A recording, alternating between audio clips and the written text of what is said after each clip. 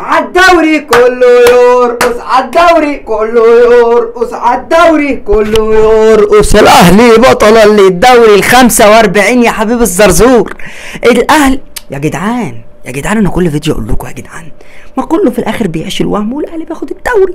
كله يقول لك كولر مشوه، كولر هاتوه، اكرم مشوه، جيبوا اكرم، الشناوي مخروم، بيراميدز هايل، الزمالك سنظل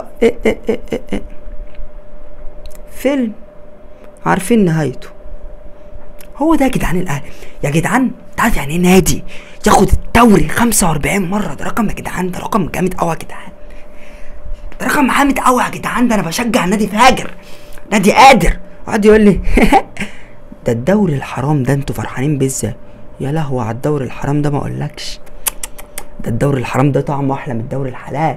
ده انا متكيف قوي بالدوري الحرام ده. ده الدوري ده ايقونه، ده انا هعلقه هنا. الدوري 45 الحرام متعه كرويه لن انساها. لن انساها. ولا شويه العبط ولا شويه الهطم بتوع بيراميدز اللي بعد الدوري اهو. ما هم اصحاب يا دين النبي يا جدعان، دي تروما جامده قوي يا جدعان. العيال بتحتفل بالدوري يا جدعان. بيراميدز بيحتفل بالدوري يا جدعان ايه ده؟ دي تروما عاليه قوي، دي تروما عاليه قوي. ده العيال اتجننت يا جدعان، ده الناس اتهطلت، والله الناس اتهطلت. ده انا ببص كده عليهم اتخضيت، قلت ايه ده؟ يا نهار اسود يا جدعان، الله يكون في عونه. ده دول وصلوا لمرحله وحشه قوي. تعالى بس يا حبيب الزرزور نتكلم بقى على السداسيه التاريخيه واعظم واكبر نتيجه كسبها الاهلي الموسم ده، 6-0. 6-0. طيب عايزين نتكلم على وسام ابو علي يا جدعان. وسام ده حاله، وسام ده حاله. بص، ما تقارنش وسام بايفونا، ولا تقارن وسام بازارو، ولا تقارن وسام بمروان محسن. ايه اللي انا هقوله ده؟ انا اسف.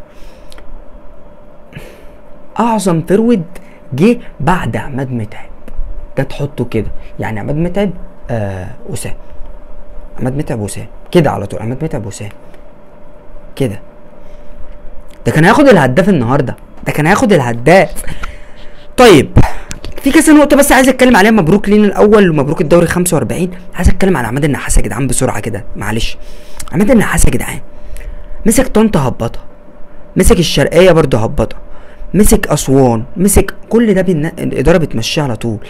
اي نادي مسكه عماد النحاس الاداره مشيته، الاداره قالته، عمل نتائج خرافيه معفنه. ساب مصر راح على ليبيا، قال لك يمكن مش جاي معاه، راح على ليبيا برضو النادي اللي هناك مشاه. طيب عماد النحاس عدد الماتشات اللي مسكها الهزايم عدت النص. يعني عماد لعب 500 ماتش وهو مدرب، خسر 300 ماتش. دي الاحصائيات اللي بتقول كده مش انا. طيب انا ما اعرفش ليه قرار زي ده ان عماد النحاس هو اللي يكمل بالفرقه. ده كان قرار صعب قوي وفيه ريسك جامد قوي، ولكن ربك كبير. ده اهم انجاز عمله عماد النحاس في حياته، ان هو خد الدوري بالاهلي. هتضيف له في كاريره ده هي كاريره، ده هي كاريره. طيب عماد النحاس حلو عشان كده احنا وصلنا كده؟ لا، عماد النحاس كويس ماشي، عمل حاله، قرب من اللعيبه قوي، بس الظرف اللي جه فيه عماد النحاس قدر ان هو يبين ان عماد النحاس حلو. طيب عماد النحاس هو اصلا حلو؟ لا، انا بكلمك بصراحه، اصل ده الزرزور الصراحه. عماد النحاس حلو؟ ولا عماد النحاس مش حلو، وما تتخمش فيه اللي هو حلو. هو عمل اللي عليه وجه وعمل المهمه صح، وكسب ال6 ماتشات ورجوله وكفاءه بنتائج عاليه بتاع بدق بس السكواد اللي معاه والحاله اللي هو جه فيها والجمهور اللي كان معاه والدنيا والدين والازمه والنتائج اللي عملها بيراميدز، كل ده ساعد عماد النحاس، كل ده ساعد عماد النحاس. بس عماد النحاس دخل بخطه مثبتها. مفيش تكتيكال للعيبه، مفيش اي حاجه. انا بتكلم ليه دلوقتي؟ وعماد النحاس دلوقتي المفروض اطلع اشكر فيه واقول حبيبي وكل حاجه. انا بس بتكلم في حته الناس اللي انا لازم اعدل دماغها، اللي هي كانت بتقول عماد النحاس كسب 6 فاركو، كسب 5 حرس الحدود، كسب بتروجيت، كسب المصري 4، كسب بتروجيت 3. ده عماد النحاس هيكمل معانا كاس العالم، ده عماد النحاس المفروض يكمل. الاداره اللي هتجيب اجنبي، طب ما المصري حلو. يا جدعان يا جدعان حسنوا في وعيكم. بص على عماد النحاس ده عامل ازاي، السكواد مساعد. بص على عماد النحاس اللي مقتنع بكوكا، ها باك ليفت. بص على عماد. هتقولي طب ما في معلول، لا المشكله مش كده، المشكله هو طلع بيشيط بكوكا. طيب عماد النحاس بلاش، كفايه الكلام عن عماد النحاس، مش هطلع اقطع فيه دلوقتي، هو عمل اللي عليه وحبيبي ورجوله وكفاءه. تعال نتكلم بقى على ايه، على السكواد، اللعيبه بجد اللي تستاهل. عندك امام عاشور، ده تديله لقب الدوري. عندك وسام ابو علي، عندك حسين الشحات تديله لقب الدوري، عندك ياسر ابراهيم، عندك ناس كتيره قوي. طبعا النهارده شفنا اكرم توفيق واللي عايز يودع الجمهور وبتاع، شفنا رامي ربيعه بيشيل الدرع. يا ابني انتوا بجحه، انتوا بجحه. ما علينا. اللحظه بقى اللي عايز اتكلم عليها، احنا شدنا بالسكواد والسكواد هاي. احمد رضا بوبو، احمد رضا الواد احمد رضا، احمد رضا يا جدعان جون بتاعه بيراميدز وغلاوه امي عندي. لما الاهلي جاب الجون في بيراميدز من الواد بوبو ده، انا قلت الدوري في الجزيره. حاجه تانية، انا قلت الدوري في الجزيره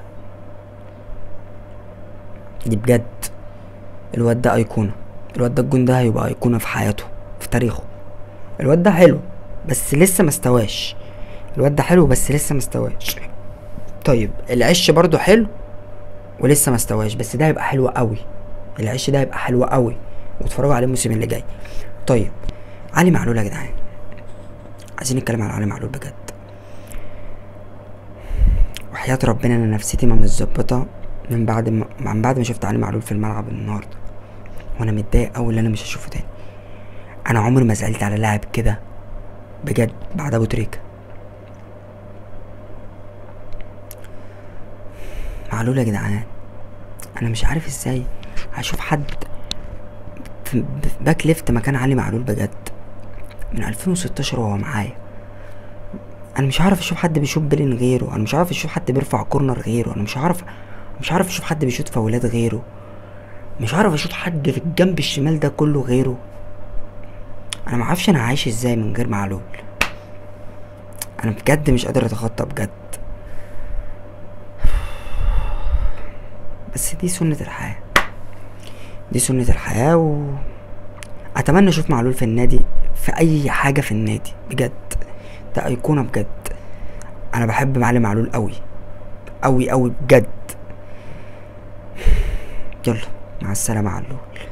عايزين بقى نتكلم عن المدرب الجديد اللي جاي ده في فيديو تاني، بالجهاز بتاعه الفني اللي جاي، ومدرب الحراس اللي مشوه برضو عايزين نتكلم عليه برضو. كل ده هنتكلم عليه في فيديو جاي، هو والمدرب الجديد.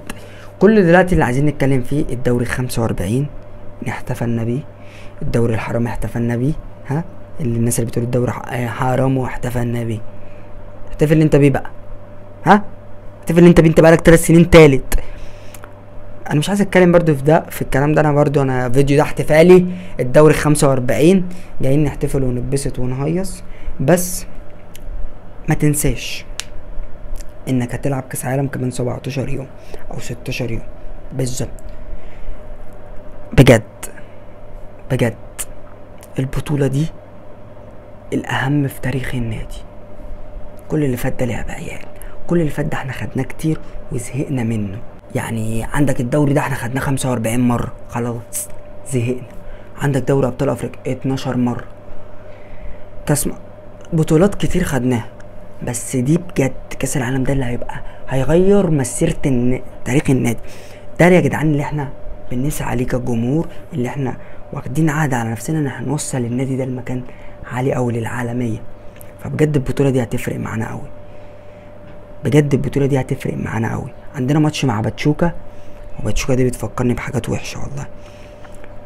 الجهاز الفني الجديد كل الدعم، انا مش مقتنع بيه، انا مش مقتنع بالجهاز الفني ده، وكان نفسي في جهاز فني احلى من ده، بس ده اللي جه، فده اللي انا ادعمه، وده اللي انا ما اطلعش اقطع فيه، وده اللي انا افضل في صفه لحد نهاية البطولة، لحد نهاية المطاف. ما ينفعش اقطع فيه في نص الطريق، ما ينفعش اقطع فيه قبل ما يجي، لا احنا كل الدعم ليه دلوقتي ونفكر في اللي جاي.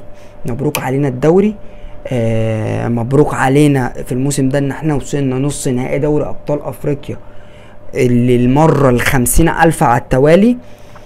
مبروك علينا كل حاجة، مبروك علينا الموسم دوت اللي بين لنا لعيبة ابطال جدا، بين لنا امام عاشور قد ايه ايقونه وهيفرق مع النادي، بين لنا لوسام جرينتا وافضل فرود في مصر وفي افريقيا، بين لنا حاجات كتير قوي. شكرا لمارسيل كولر، ما تنساش ان نص الدوري ده كان من مارسيل كولر. شكرا لمارسيل كولر على كل الحلو اللي قدمه لنا، شكرا لكل البطولات اللي جابها لنا، شكرا شكرا لكابتن عماد النحاس، شكرا للعيبه بجد اللي كانت رجاله وكانوا قد المسؤوليه، شكرا للجمهور اللي حضر ماتش النهارده بس، شكرا للجمهور اللي حضر ماتش النهارده بس طوال الدوري هو وجمهور اسكندريه. شكرا شكرا لاخواتي اللي تابعوني طول الدوري من اوله لاخره، شكرا ليكم، مبروك علينا الدوري 45. اشوفكم في الفيديو اللي جاي، سلام.